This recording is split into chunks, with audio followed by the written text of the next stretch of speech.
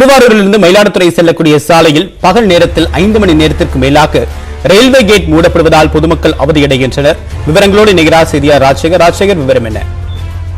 தேவப்பிரியன், திருவாரூர் மயிலாடுதுறை அந்த ரயில்வே பாதையில் பாத்தீங்கன்னா பேரளம் என்கிற இடத்துல சாலையில் ஓரத்திலே இந்த ரயில்வே தண்டவாளம் என்பது அமைந்துள்ளது. இந்த நிலையில திருவாரூரிலிருந்து மயிலாடுதுறை செல்லும் ரயில்வே பாதையில பாத்தீங்கன்னா சென்னையிலிருந்து செல்லக்கூடிய ரயில் அந்த வழியாகவும், அதே போல மயிலாடுதுறை சென்னை எக்ஸ்பிரஸ் அதே வழியிலும் செல்லக்கூடியது. இதே போன்று 10க்கும் மேற்பட்ட ரயில்கள், அது மட்டுமின்றி பேரளம் பகுதியில பாத்தீங்கன்னா வெளி மாவட்டங்களுக்கும் வெளி மாநிலங்களுக்கும் நெல் மற்றும் அரிசி உள்ளிட்ட, அதே போன்று காரைக்கால் துறைமுகத்திலிருந்து கொண்டு செல்லப்படுகின்ற நிலக்கரி உள்ளிட்ட பொருட்கள் இந்த வழியாக தான் செல்ல வேண்டியிருக்கிறது.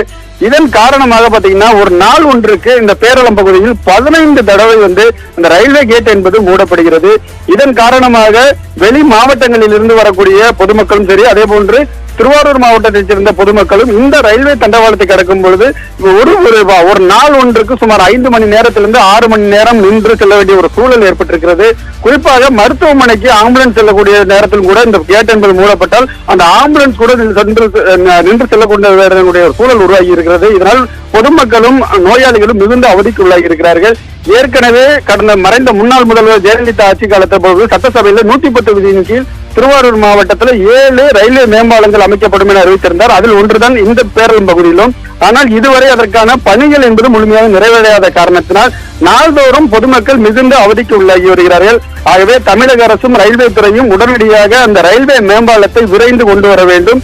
அப்படி செய்தால் மட்டுமே தான் இந்த பகுதியில் அந்த ரயில்வே போக்குவரத்துக்கான பாதிப்பு என்பது தடை செய்வதற்கான ஒரு வழி ஏற்படும் என தெரிவித்திருக்கிறார்கள். உங்களுடைய விரிவான தகவலுக்கு நன்றி ராஜசேகர்.